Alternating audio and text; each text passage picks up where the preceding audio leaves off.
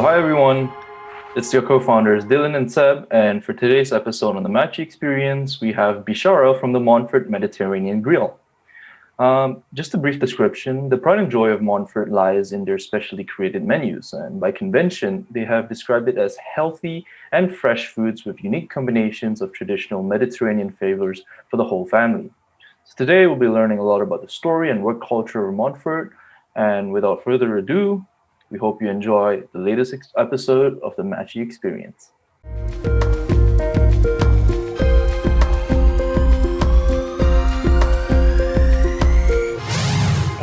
Hi, Bishara. Nice to meet you. This is Sebastian, Dylan. Good morning. So, Bishara, please tell us a little bit about the story behind Montfort Grill. What is the inspiration behind the name and the food? Montfort Grill started like 50 years ago, believe it or not. That's a long time ago. We started in the Netherlands. My oldest brother, who moved from northern the High Galilee, and he moved to Holland in the 70s, and there he started this restaurant, small, very small, seating like it was a seating around 4 tables. That's about it. And then I joined him in the 80s. After I finished my high school, I went to Netherlands, and I never went back. And in the 90s, I came to Canada because I saw a good opportunity in Canada, and started my first restaurant in Oakville. And from there, we spread all over, the GTA area. And thank God, after like almost 30 years, we're still around. Nice. Yeah. So it's been a trip, like more than 50 years, as you were saying. Yes, and the family more than 50 years. Yes. Yeah. I was just curious, is it a lot different operating in Netherlands and in Canada? Is a lot, sorry? Is it very different operating in the Netherlands and in Canada? What did you think was the major difference?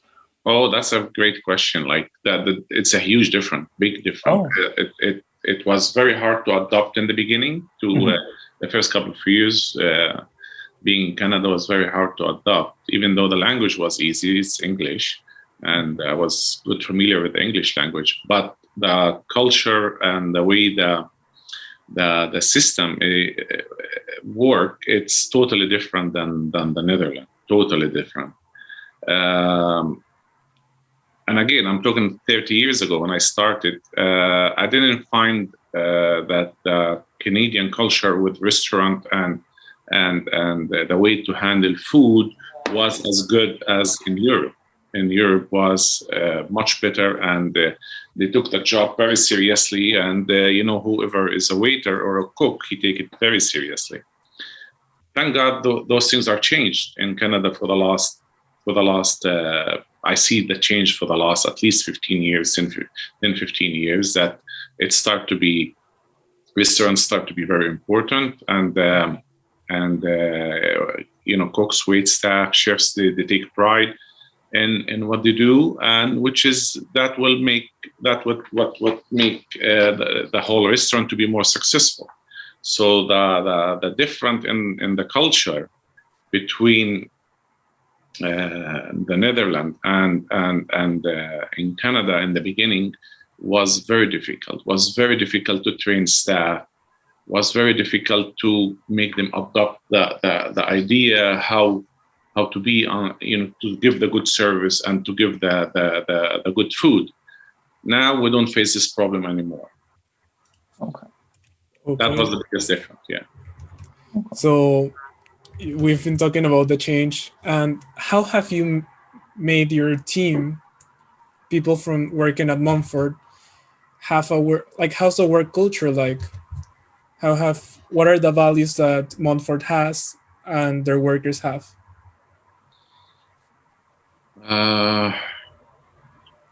You still can see me? Yes, we can see you.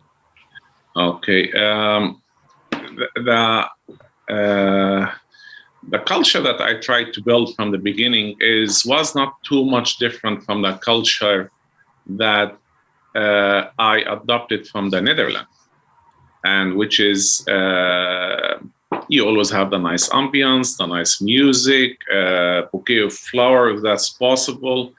And a lot of my early customers in the 90s, they will remember the famous bouquet of flower that was there in the beginning of the restaurant. Every week we changed the flowers and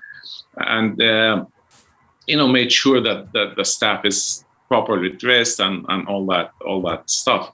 So that's the culture which I'm still trying to keep, whereas in all our restaurants, even inside the food court, that we try to have music and we try as a background, like not loud, but like on the background, and just to give that happy atmosphere, because you're coming to eat. You're not just coming to eat. You're coming to enjoy the break of everything else, combining with the food. So that's one of the things that I try to keep going on in the Montfort restaurants. Okay. And then I just want to ask, with regards to the pandemic currently happening, there's been a lot of changes to sales in restaurants. I was just wondering, how has Montfort kind of been able to adapt to the pandemic? What has it been your current approach so far? Definitely, the pandemic has hit everyone and hit everyone really hard. Yeah. And one of Montfort advantage is that we're famous for our takeout. And we always did takeout, and takeout was always like 30 to 40% of our sales anyhow. Mm-hmm. So when the pandemic came and most restaurants were closed, or they start to learn how to do takeout, and we're already ahead. We're already ahead with that. So that kept us really surviving. And for yes, our sale went down dramatically. 30, 40, 50% went down sometime. But also like I tried to contain my expenses by having lower staff, and definitely I had to let go a lot of people, unfortunately. And but I maintained to keep all the cooks and all the chefs, because we really needed them. And actually, we're short as we speak. We're short of chefs and cooks as well. And if anyone out there is looking for a job, please to contact us. And that's because we're busy with the takeout. But with the dining room, of course, it's being closed, and that hurt. That hurted a lot our wait staff, that they were depending on their jobs, and they were depending on the tips and all of that. We just followed the instructions of the health department, and they were great, fantastic to deal with. Any questions we had, we always called, and we had the right answer. We just kept going that direction, and thank God, so far so good. And Bishara, how have you managed to keep your team motivated? Because the pandemic has taken a toll on sales, but it also takes a toll emotionally. How have you helped your cooks and your staff stay motivated? That's again another fantastic question. It is. I actually became my job. 80% of my job became now is just looking after the staff and looking after each person who's working for us. And it's not easy. It's some of my staff, they had COVID. Some of them Montfort families, they had COVID. Some of them they are now in COVID. Either someone in the family, so they cannot come to work. It's been very hard. But I kept saying, just if you feel anything, just please check yourself, go to the doctor first, call me. You will not lose your job. Your job will be always there for you. it's a matter of 2 weeks or 3 weeks till you feel better again, and then you can come back, you got your job back. And some are really scared, and because they're, again, like, you're still working with people, you're on the front line. And with time, they got used to it. It was very hard last year. This time was extremely hard, because we didn't understand the whole pandemic. We didn't understand how to deal with it. But now it's a little bit less stress, and even if we hear that someone got COVID, or someone in his family there is COVID, it's not as bad as it was like last year. So okay, so yeah, that's fine. He's okay. He's doing fine. That's the attitude that we kept. And trust me, the background music helps a lot. Okay. I was just wondering, prior to the pandemic, what were some of the major issues that you were dealing with, whether it be in the work or in the sales? Could you elaborate on some, like, the major issues that you had to deal with? Before the pandemic? Yeah. Before the pandemic, like, it's still the same. Some of my restaurants, they're open till 3 and 4 in the morning, and that's what keep us or made us very popular. That we always, Montfort was the first restaurant who actually was open after the nightclub closed, and that's another habit I brought with me from the Netherlands. That our restaurants in Netherlands, they used to open after the nightclub, after the bars they close. And the reason is so people can find a place to have a coffee, to eat something before they go home. And so the hardest part is to find people to work that late. And even harder is to find employees that they want to work on the weekend, and especially Friday, Saturday, to find enough staff. And that's still a problem up till today. It's very hard to find staff. Doesn't matter qualified or not qualified, because we're really willing to teach. That was one of the major problems. However, over the years, I have people that they're been with Montfort for the last 25 years, and they're very proud of it, and they're very happy to continue working with us. And some, they have their summer job, and every summer they come back and they have their summer job, which is fantastic. But still, we could not fill up the gap of employees. Was always a challenge. To get enough employees was always a challenge, and still a challenge up to date. The second challenge we're facing, or we faced before, is all this beautiful tools how you can get your food at home. Uber Eat, Skip the Dish, all those tools. They're very, very expensive. And I'm not the only restaurateur who's have a major problem with that. I believe most restaurant owners, we used to complain before about the fees of the credit card procedure, like Visa and MasterCard, American Express used to be like 2%, 2.5%, and we used to complain. Yeah. Many restaurant people used to complain about it, and now imagine with Uber Eat and Skip the Dishes and all those beautiful tools make your life easy as a customer and as a restaurant owner. However, they're very expensive. You have to pay 20, 25%, up to 30%. And that is something I have to change. From here, I can tell, like, I'm not the only one who's not happy with that. Most restaurant owners are not happy with that. So that's the two major challenges that really we're having now.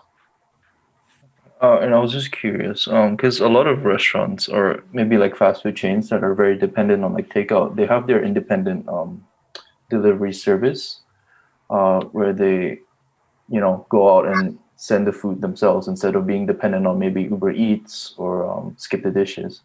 Has there ever been a time where you think of implementing your own independent delivery service that is specific to Montfort and not dependent on maybe Uber Eats per se? We thought about that. It's still not easy. Again, you still need to, it's insurance is a problem, cars is a problem. could be, yes, could be more benefit for us to have our own drivers to drive, deliver food like some other restaurants. We did think about it, but so far we didn't put in the go as far as we speak. In Toronto, which will hopefully will be opening soon in Toronto, and somewhere it's around the Sugar Beach area. There's a lot of buildings, so we came with the idea that we're going to deliver with the electric bike. So we're going to try that out in Toronto. So we already bought an electric bike, and we're going to dress it up nicely as Montfort Fresh. And when we're open, we're just going to around the restaurant, not too far, with the electric bike. So we're going to see how's that going to work. We're going to see how's that work. Yeah. That's very interesting. Yeah. Yeah. I just wanted to deviate a little and talk maybe more on the customer side. As an individual who doesn't have much of an experience in the restaurant side, no, I mean, the most experience that I've had maybe was in 8th grade, or the first experience I've had was actually in the 8th grade, where I had to be the lunch manager or the lunch person. I had to hand out coupons to middle school kids to get their foods. And all of them were really annoying in my head. They were asking, oh, where do I do this? Where do I do that? Where do this? And handling the lines and everything were really, really frustrating. But from the restaurant side, I can only imagine how frustrating it is to deal with annoying customers, or customers that are not maybe complying with the rules of the restaurant, or they're creating a havoc. So I was wondering, from your first shawarma that you sold 25 years ago to the millionth that you sold today, what has been the one encounter that's been very to this day has been the worst encounter that you can think of, and could you potentially elaborate on that? The worst one? Yeah. Let's talk about the best one. How's that? We can talk about both. Well, the best one is when I just opened.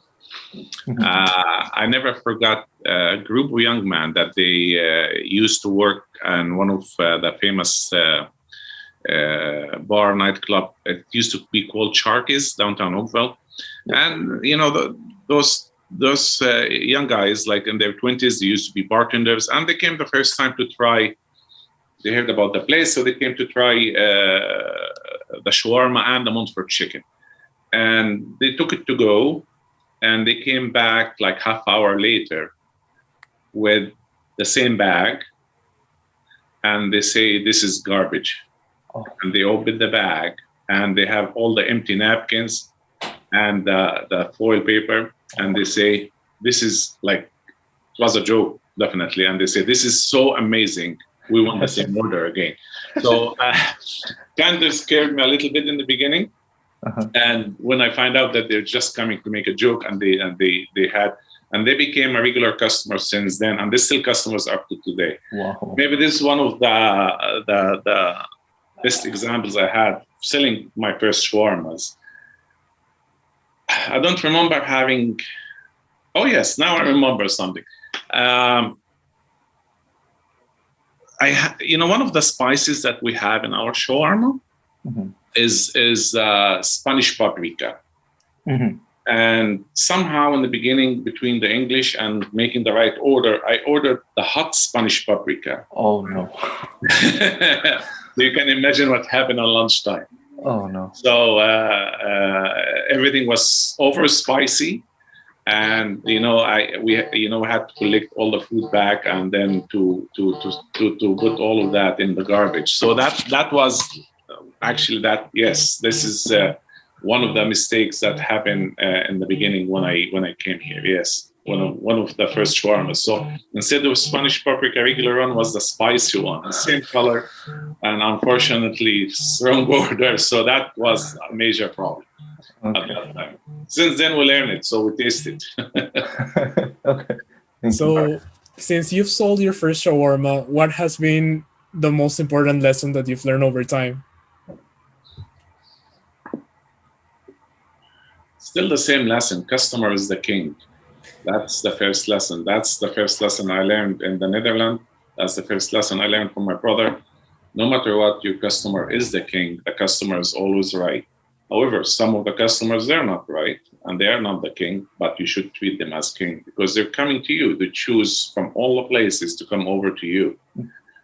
And with now, 25 years ago, people didn't know what hummus is. They didn't know what pita bread is. They didn't know how to eat the hummus, how to eat the shawarma, especially in Oakville. And they're not multicultural at that time. And in Burlington, the same. And not like now. Now it's popular. It became so popular, and there's a lot of very good shawarma stores, and there's, of course, a lot of very bad shawarma stores. So it was very hard in the beginning to educate the people how to eat the shawarma, especially that you have to hold it with your hand, or the hummus, the pita, you have to dip. Now hummus everywhere in the supermarket, and it's not only in Canada, all over the world. Well, thank God, like our Mediterranean cuisine is becoming more popular and more famous. Yeah, I can actually have an experience about the cultural aspect because when I was in first year, Dylan must know this place. We used to go and eat shawarma. Like there was only one shawarma store like close by, Uh-huh. and I would go a lot with my friends. And then one day my parents came to visit me because I'm international, and I'm like, I want to take you to the best place around because I didn't know many places. So we go and eat shawarma, and my dad's like, wait, do you have to hold it like this? Do you have to open all the wrap? Yeah. Like that's if you don't know about it, it's a shock. And some people are like, oh, I want a knife and a fork, but that's not the experience of the meal. No, it's not. And now everyone is holding the shawarma in their hand and they're just going and enjoying it. Yes, indeed. Yeah. So imagine 25, 30 years ago, they didn't have that experience at all. Yeah. It must have been really hard to see how the transition went through, being people more accepting, learning to eat new stuff. This might have been a tough challenge.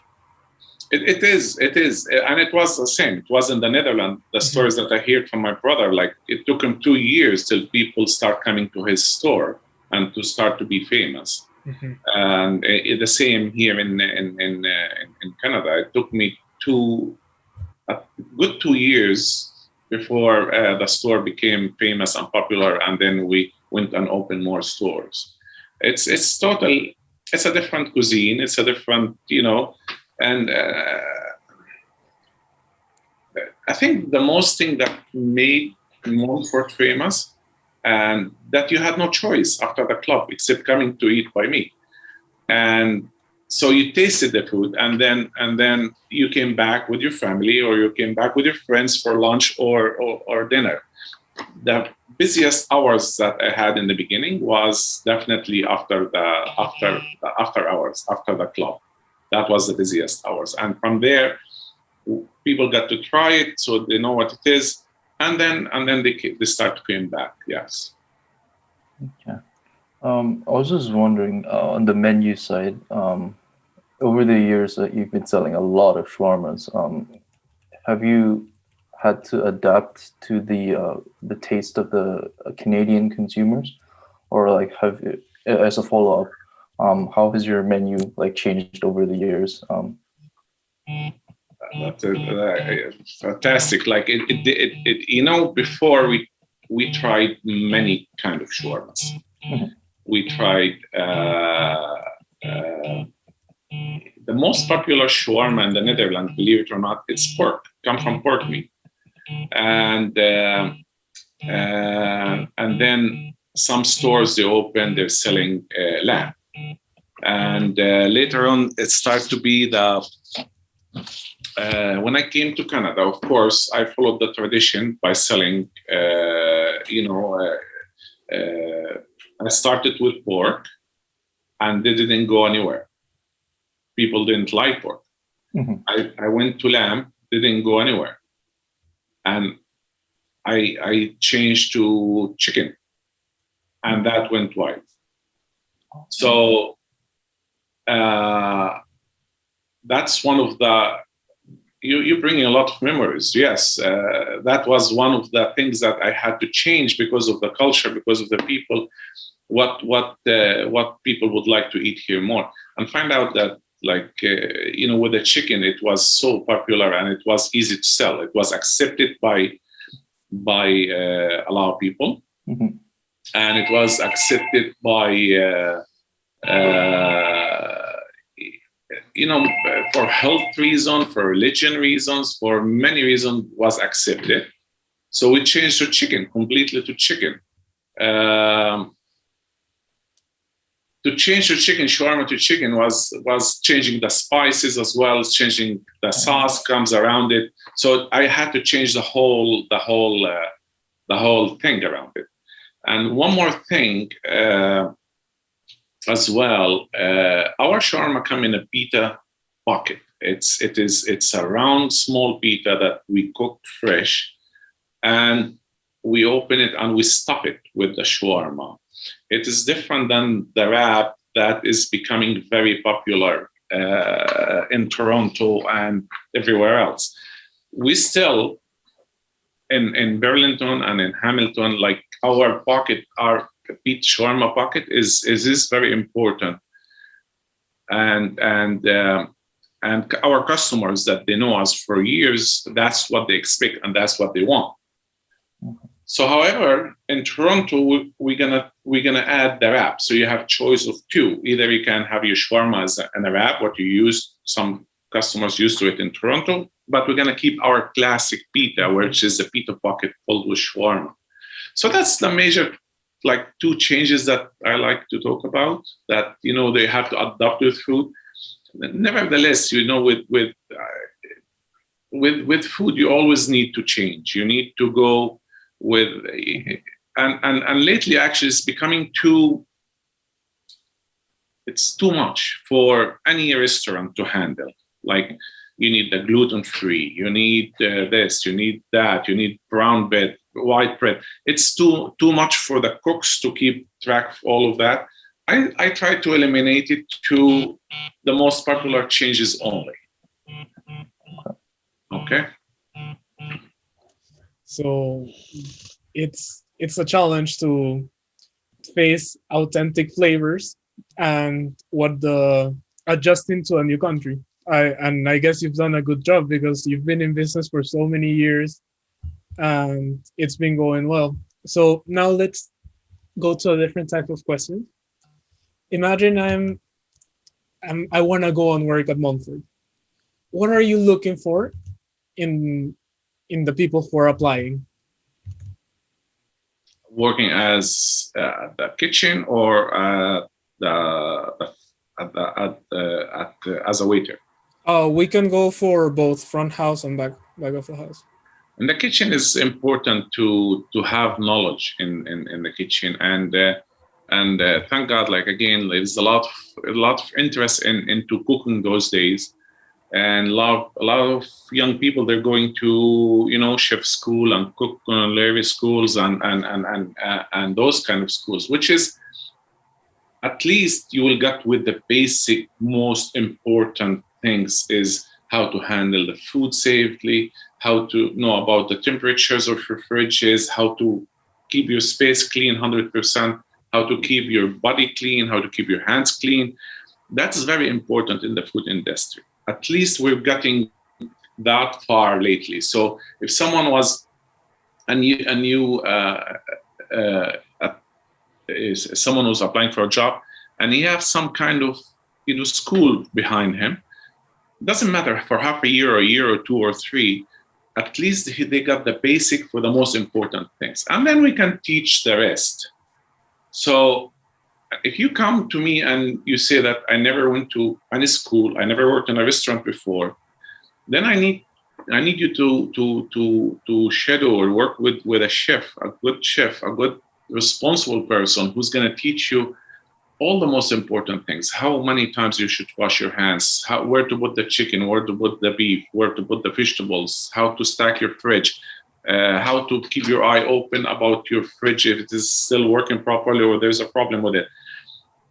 All those things are very important. To work and the front line, or the I call them the front line lately, is as to be a waiter.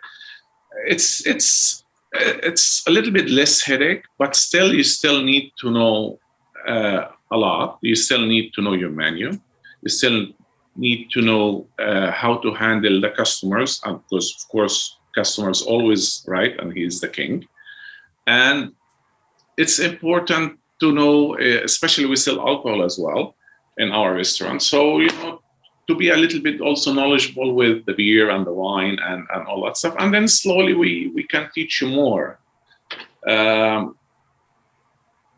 Most important in both is the character, that your character is supposed to know how to work with other people, because you're working with other people. You're supposed to accept other cultures, because there is people from all over the world working in the same spot. You never know. You could be working with someone from this religion or different religion, or everyone have his own belief. So it's so important to respect each other. And that's something that I find it very, very strong in Canada comparing to Europe, which is very good. What was the culture like in Europe, or what was it any different? And in Europe, it's the culture wise, they're not open to multicultural. And like, we in the 80s, 70s, 80s, when I lived in the Netherlands in the 80s, like it was beautiful, it was amazing.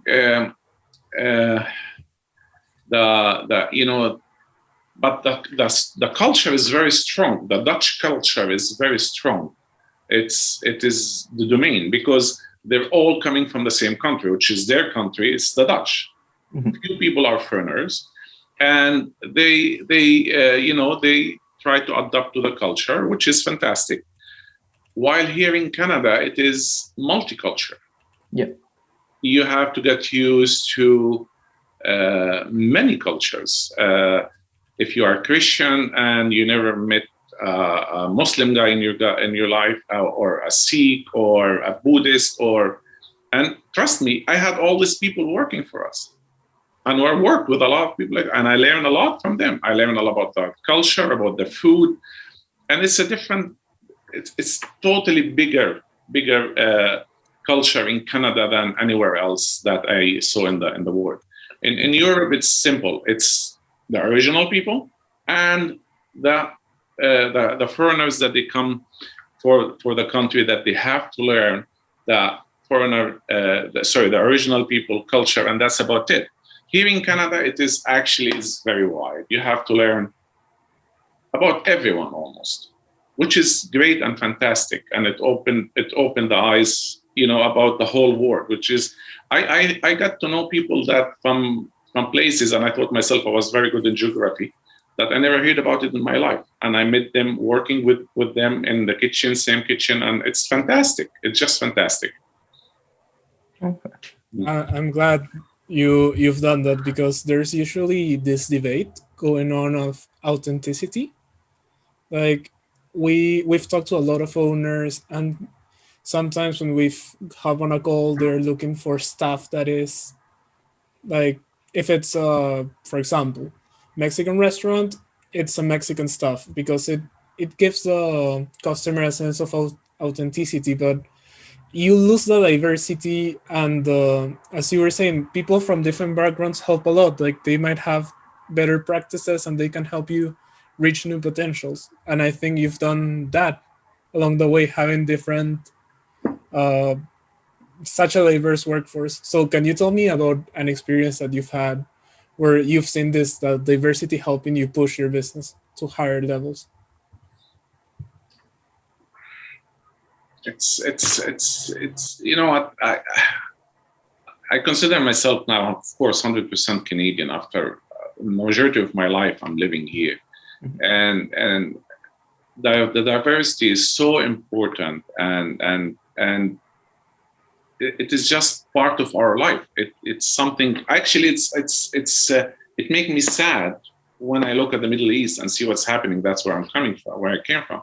What's happening in all those countries, and they just if you just know how to live together.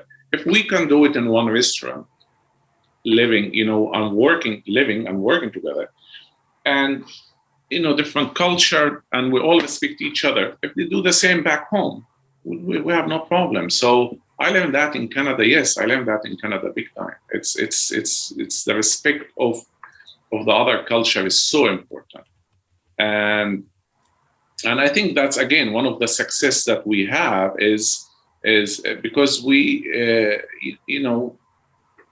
I don't, anyone who apply for a job, if he's qualified for the job, I will give him the job. I don't look at the background. I don't look where he's from or what religion he is. If he's going to respect the workplace that he's working in, I will respect him back and he will get the job. And I think if most people do the same, they will have no issue. They will have no issue of getting good staff and happy environment in the workplace.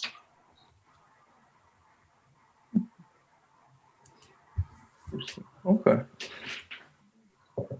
I was just gonna add on top of what Sebastian has said. I was just wondering, in I assume the Netherlands, you mentioned about like there was a lot of people that were not maybe open to a lot of diverse cultures, but I was wondering, did they have the same taste preference as Canadians, where they like prefer chicken, or do they prefer more beef or more lamb? What is their taste preference like? Actually, in the Dutch food is just amazing. It's amazing menu, and the way they handle the food is just amazing. The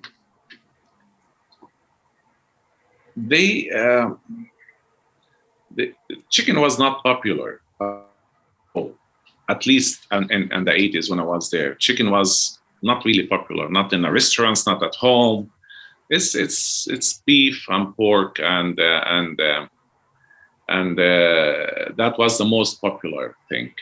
Vegetables, they eat a lot of vegetables, and which is amazing. The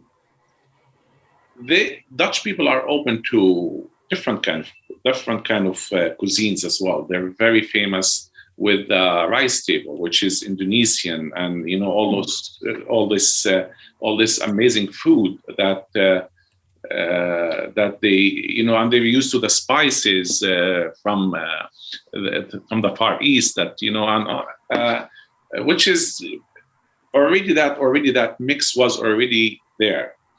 The Mediterranean came a little bit late to the Netherlands. The Greek, all those kind of restaurants. Italian was already there and was accepted. The pizza, the pasta, it was, but for the shawarma, it came a little bit in the late 70s, beginning 70s, then late 70s start to be famous. In the 80s start to be very, very famous, and the 90s extremely famous. And, with the Turkish culture that's close by as well, that made the shawarma and the doner very famous.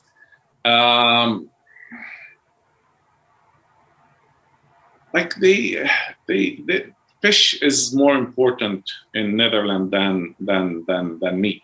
At least was for me. Oh, okay. Fish is very, very important. Of course, the herring, saltfish that they eat it, and all this culture that they have.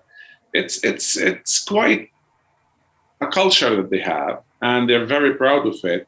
And we learn it, and we learn how to be proud of it as well. However, they did accept new things, but slowly. Not like here in Canada.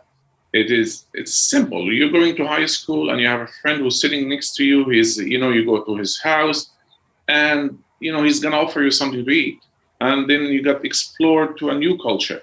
While in Europe, no, they all go to the same house, and it's the same food and the same everything. That's how I see it, at least. So we got here more exposed to total different food. Okay. Okay, this is a funny question. If I was to order from Montfort, what would be my ideal lunch? And I can tolerate spice. Let's assume we can tolerate spice. I will always definitely, I like always for a new customer, I always tell them to order the Montfort chicken. The Montfort chicken, it's chicken breast, nicely marinated, and we add a touch of pineapple in the end of it, and it all cooked together, and it's stuffed in the pita. And on the side, if you can order either rice or Greek salad or tabbouleh, that will be fantastic lunch. That would be fantastic lunch, yes. I love tabbouleh. I'm getting so hungry just listening to this. Oh my goodness. And before we finish everything, I just wanted, you mentioned that you were looking for chefs and people to apply. So what would be the best way to reach out or find this information? Like, where can someone looking for the job go and apply? Yeah, they can email the resume directly to our head office, to Montfort at montfortrestaurant.ca. And that will be the best. So they can email the resumes and or just drop the resumes in any location close by them, and I'll be more than happy that I'll take a look at it. Perfect. And yeah, that's the best way to apply for a job. Okay, nice. And Bishara, do you have any questions for the both of us? Anything you would like to? Yes. Have you ever eaten Montfort? And luckily, no. I've stayed in Scarborough most of my life because we studied at UTSC. Okay. And when I've gone to Oakville, I've only gone to my family friend's house and stayed there and eaten Peruvian food. But I'm looking forward when you open your new restaurant in what was the area that you said? Like around in the Sugar Beach. Sugar Beach, yeah. Yes. No problem. We'll be more than happy to invite both of you so you can try the food and see what's exactly we're talking about. Now I know what to order. The Montfort chicken with the pineapple. Montfort chicken with the pineapple, yes, and garlic sauce on the side. That will be a perfect lunch. Perfect. It was a pleasure having you here. Definitely. We really enjoyed the episode. So do you want to say a last message to the audience? Yes, thank you, gentlemen, for giving me the opportunity to talk a little bit about Montfort. And hopefully we get out of this pandemic soon, and the life goes back to normal, so we can all enjoy life again and enjoy being outside and inside and dining in. I know I got a lot of text messages and emails from a lot of friends and good customers. They just can't wait till things are open back and we can have all great meal again. Yes. So hopefully that will happen soon. That is the biggest wish I have right now. Amen to that. Hopefully that works as well. Yeah. Thank you very much, gentlemen. Thank you very much. Take care. Thanks. Take care. Thanks. Bye.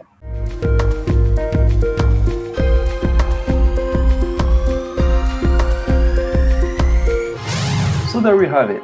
Another interesting conversation with Bishara on the Matchii Experience, where Bishara talks a lot about the difference in cultures between operating in Holland and in Canada.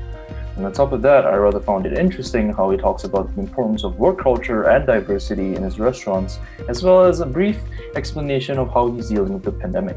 All in all, it made for a very insightful conversation. Make sure to follow us on YouTube, subscribe, on Instagram as well, if you want to see all the content, and in LinkedIn, where we post articles on a bi-weekly basis. Thank you for watching, and I hope you enjoyed the Matchii Experience.